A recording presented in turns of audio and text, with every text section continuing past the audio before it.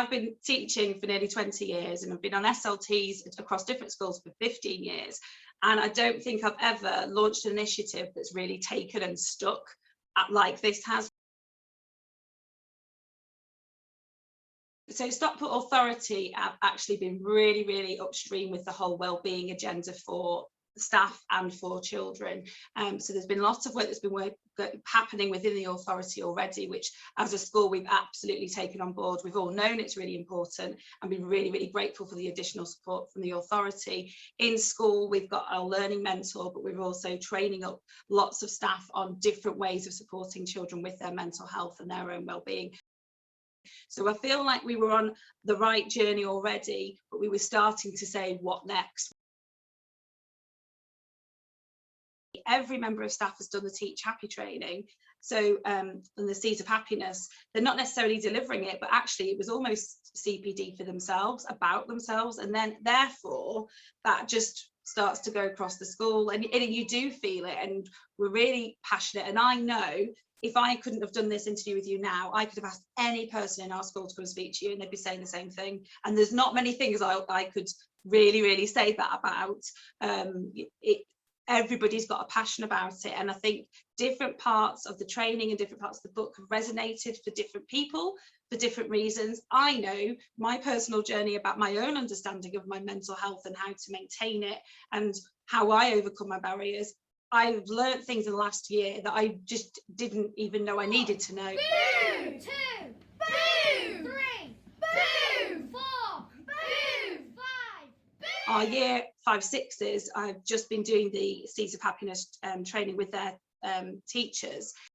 And the feedback just from them, but also from parents. So we had parent interviews a couple of weeks ago. They'd only been doing it a couple of weeks, and the parents wanted to know all about it because the children have gone home talking about it. They are sharing with each other how they feel about the different things. It's all going home in homework. I know one of our year 1 teachers had been doing about the stretch zone with her year 1 children. You know, we're talking about children who have missed a considerable amount of their in-school education in the last 1.5 years, and she is talking to them about it. She then sent some of the resources home to parents because the parents had reported that homework was quite a challenge, so they're able to replicate the language we're using in school, and it's just connecting so beautifully.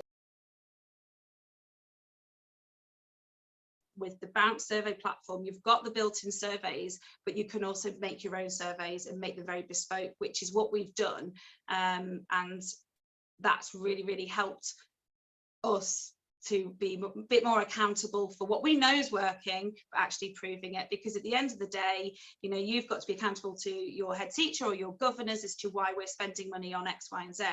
Well, we've actually got some evidence now here. So when we first came back with the children, we did our big bounce survey across school about their return to school. We were able to feed back to parents, but also to governors with pie charts, comparative charts, you know, here's how the children are feeling. And that's really quite powerful, and it's really easy to use, so it does it all for you. So it isn't me counting up lots of ticks, because it's all on the app. It's done and dusted, and it's there. And also then if there's one child who's maybe got an answer you want to know more about, you can click on them, and then you've got all the information about that one child as well, which our learning mentor uses a lot.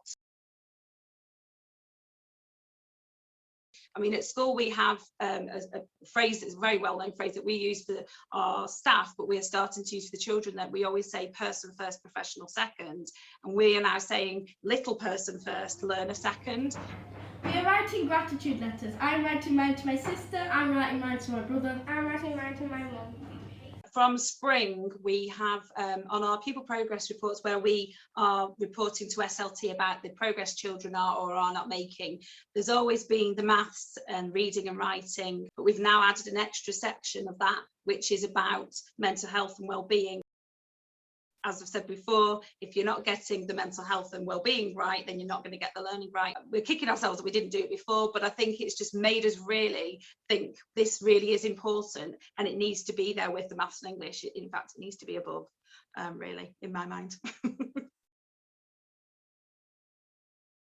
We've just reviewed our vision and values, and this has had a really big part of it. And actually our overarching umbrella is happiness and kindness, because the children are really invested in it now. What is Ludworth? We are happy and we are kind.